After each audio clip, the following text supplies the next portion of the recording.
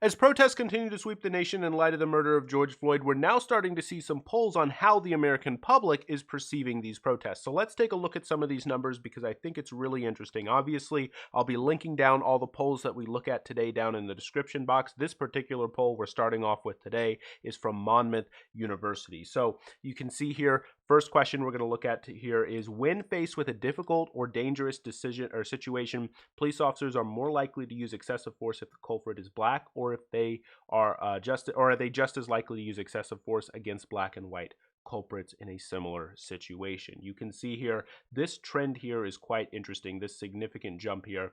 You can see in December of 2014, only 33% were saying that they were more likely to use force if the person is black. It ticks up just a little bit, probably within the margin of error here in 2016 to 34%. But now, in June of 2020, we are looking at 57%. The majority of the country agrees, is saying, yes, I think that police are more likely to use excessive force on black people than they are on white people. But this number here, this here I think is actually much more telling in some ways, which is that if you look here, December of 2014, 58% of the country says just as likely. They're going to treat black people and white people the same. It drops off to 52%, so you actually see a pretty significant jump here, or a drop here, where you can see that sort of decline. And then it just plummets again, June of 2020 at 33% of the country saying that they are only 33% of the country saying that cops treat black people and white people the same. And I mean, you can see here 1% of people saying that police do not use excessive force. Okay. But anyway, you can see here, next question here. Have you heard of the protests across the country? Now, I just want to quickly point this out here just to show you how many people have heard about this thing just in general, because, there's a lot of news stories that a lot of people don't hear about. I mean, this only happened, the murder of George Floyd was only about a week and a half ago. To see 97% of the country here saying, yeah, I've heard of this, I know what's going on, I know about this stuff, is actually very significant. It might not sound particularly crazy to you. If you watch this, if you're watching this channel, you're probably pretty plugged into the news, right? Like, you're probably paying attention to the news and the stuff that's going on. So that might not seem surprising to you, but if you really look at some of like how long it can oftentimes take people in the general public to hear about news stories, it can be a really long time. So this is actually really significant, and it just goes to show how deeply this story, this tragedy, has ingrained itself in the American mind already. We're seeing protests emerge in small towns. We're seeing protests emerge across the entire country, in every single major city, and in small cities, in small towns across the country. I grew up in Peachtree City, Georgia, or at least I lived there for a few years during high school. Only like 33,000 people lived there, pretty small town, pretty small area there, and there was a massive protest there in Peachtree City, hundreds of people showing up, hundreds and hundreds of people showing up to this protest there. Actually, I think there was 2 protests there. So it just goes to show you how this protest, how these protests are going on across the country, and everyone's heard about them, and everyone is seeing them, right? People are, driving to work in a small town, and they don't usually maybe pay attention to the news, but they're seeing people protesting on this issue, and it's just really penetrating the country across the board. Now, given what happened, do you think that the actions of protesters were fully justified, partially justified, or not justified at all? So, I mean, you can see here 17% of people saying that the protesters are fully justified, which I suppose would include the looting, the burning down the police station, etc., etc. Like everything, they're saying that they are justified. Partially justified, 37%, and only 38% here saying that they are not at all justified. Putting together 17 and 37, obviously you get 54% of the country saying that the protesters were either fully justified or partially justified. And keep in mind here, they were just reminded about the burning down of the police precincts, right? They asked this question, and then they asked that question right there as a follow-up, or well, if they said that they had heard of it, right? So if the 97% here who said that they had heard of it, after being immediately reminded of the police precinct, still 17% are saying that they are fully justified in that. 17% saying they are fully justified, 37% saying that they are partially justified, even after that trigger, that sort of triggering reminder of the specific thing, one of the specific thing that these protesters have been doing. That is very, very significant. And I want to take a look at this last question here because it is incredibly telling here. You can see here, regardless of the actions taken, do you think that the anger which led up to the protests was fully justified, partially justified, or not justified at all? You can see here, fully justified, 57%. 57% fully justified. Fully justified. 57%, the majority of the country saying fully justified. Guys, when was the last time you saw a poll that said 57% of the country thought that something was fully justified? They said, oh, this was fully justified. I mean, 57% saying fully justified. Put that together with 21% saying that they are partially justified. I mean, that is 78. Terrible math here. There, 78% of the country saying that the protesters are either fully justified or partially justified in their anger. That is really, really significant. A few other numbers I want to look over with you guys here. You can see police in most communities treat white people better than black people, 57% in this poll. Blacks better than whites, 4% here, and then equally 39% here. So this is obviously a different poll, but I think that it's still relevant for context. And I want you to look at this here. So among blacks, so asking black people here, do you think that whites are treated better than black people by the police? 78%. 78% of black people think that the cops treat white people better than them. 78%. Now, no matter what your opinion on this, whatever you're thinking about watching this right now, you've got to agree with me that that's a problem and that serious solutions need to be brought forward to fix this here, right? This is a major problem and it needs to be fixed. It needs to be ameliorated. Ideally with better policing, with better work in the community to try to fix that, because even just that perception is obviously very, very dangerous. I want to take a look here at Trump's response to events and protests in Minneapolis. Only 32% saying that they approve of Donald Trump's handling of the protests and how Donald Trump has been dealing with the protests, with his massive crackdown, with his bringing in the military into D.C. and occupying D.C. 49% disapproving and 19% saying that they have not heard enough. Now, this I will say is a very high number here, 20% saying, look, I don't really know how Donald Trump has been handling it there, but 32%.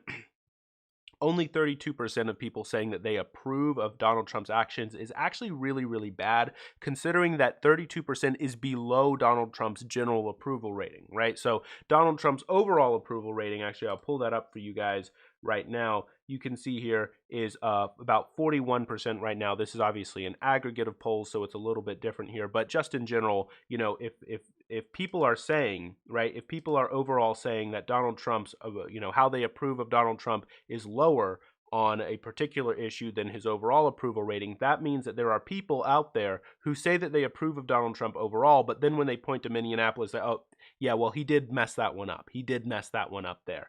That doesn't necessarily mean, again, that it's peeling away Donald Trump's support yet. We can't quite say that out of this poll, but we can say that there are people who support Donald Trump who are like, I don't agree with the way that Donald Trump has handled this, and that is something which could be a problem for Donald Trump moving forward. Now, Biden's response here to the protests in Minneapolis is interesting. This data here is just really, really interesting here because you can see here 33% claiming that they approve, 25% here saying that they disapprove, and 42% here saying that they haven't heard enough. Why is that? Because Joe Biden is hiding Joe Biden. Now, look, guys, look, I'm not here to say that I want Donald Trump reelected. I want to get Donald Trump out of office here.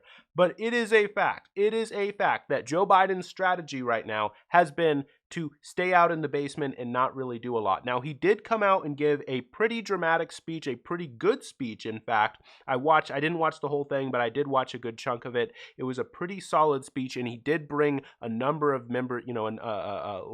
a number of people from the community in to talk about and publicize their issues, their grievances, and Joe Biden has adopted a few issues onto his platform to try to handle police violence. He is now saying that one of the first things that he would do as president is set up a commission to oversee issues of police violence and their racial disparities, which would be a huge step, at least symbolically, especially symbolically, I should say, to do something like that. I don't know that the committee or whatever would have any real oversight, but certainly to have that kind of thing coming out would be, I mean, it's definitely better than what we're seeing out of Donald Trump. So you can see here general approval ratings here, choice for president among likely voters if it was going on right now. Joe Biden 47, Donald Trump 43. Now, obviously, this is going to depend on swing states. Where are these people living? We saw last time around, of course, Hillary Clinton winning the popular vote, but then losing in the general election. So we'll have to see how that side of things play out. And you can see here just this headline here: the majority are sympathetic to the protesters and disapprove of Donald Trump's response here. Now, there is one other interesting thing that I would just want to show you here in this New York Times article, because I think that it is really, really interesting. So this here is talking about just research when it comes to protesting and how protest can swing people's implicit and explicit bias. So here you can see here, just before recent or current rounds of protests swept across the nation, the Princeton professor published research in which he found that Democratic candidates did better in the wake of nonviolent protests organized by black leaders, while Republicans tended to benefit from violent uprising. Now, the next thing that's really interesting here, because that seems to suggest to us that, okay, well, it depends on sort of the news source, right? Like if someone's consuming a kind of media which points to them about, the looting, the violence, et cetera, then they may swing Republican because it's like, okay, well, we've got to restore law and order. And then on the other side of things, maybe if perhaps they were consuming news sources which showed them videos of police violence or police brutality, perhaps they would be more likely to swing Democratic because they're seeing, police officers aggressing against violent peaceful protesters. So, that suggested that. But one of the interesting things that is coming out of some of this here is how implicit and explicit bias works. So you can see here, obviously one of the concerns when it comes to polling is that maybe people are giving the response that they, think that sounds politically correct, that think that, they might be saying the thing to the pollster that they think the pollster wants to hear. But they did this really interesting study about how people think about and associate, the sort of words that they associate with people who are, have, basically white people or black people. The researchers found that during and after the protest, people were less likely to immediately associate black people's images with negative words or to quickly tie white people with positive ones. This is massive here, guys. This is absolutely massive. A social psychologist in California, and one of the authors of the study said the shift in attitudes had occurred among people of all ages and among conservatives as well as liberals. Based on our findings, I wouldn't be surprised if these protests have moved even white conservative attitudes to be more pro-black or anti-racist. This is phenomenal news. This is absolutely amazing, incredibly, absolutely, just like the best news that you could possibly hope to hear, right? That protest can actually make someone think, oh, wait a minute, maybe I shouldn't associate this word, this negative word, with a black person. Maybe I shouldn't just jump to the conclusion that positive words should be associated with white people. This is really good news. This is really, really good news. And it goes to show you how protesting, how making your voice heard, really can make a difference out there, that it really can swing people's minds, start to think, oh, wait a minute, maybe I shouldn't be making these kinds of implicit assumptions. And over the time, in the long run, over time, hopefully, this can mean that we can really start to change things and really push society forward. We're starting to see progress. We've got a long, long, long way to go. A long way to go, man. But I'll tell you what. Only just a few years ago, this idea of defunding the police to fund social services would have been seen as radical. Oh, you're a crazy commie. Go back to the Soviet Union. But now it's seen as at least reasonable of an idea to bring up. So hopefully in 5 more years, we'll be looking at real change and real solutions to some of the systemic problems which have been plaguing the African American community for the entirety of this country. Hopefully we can start to tackle some of these issues and move towards real justice for the first time. All right, that's the video. If you did like it, I'd appreciate it if you hit the like button and consider subscribing. Thanks.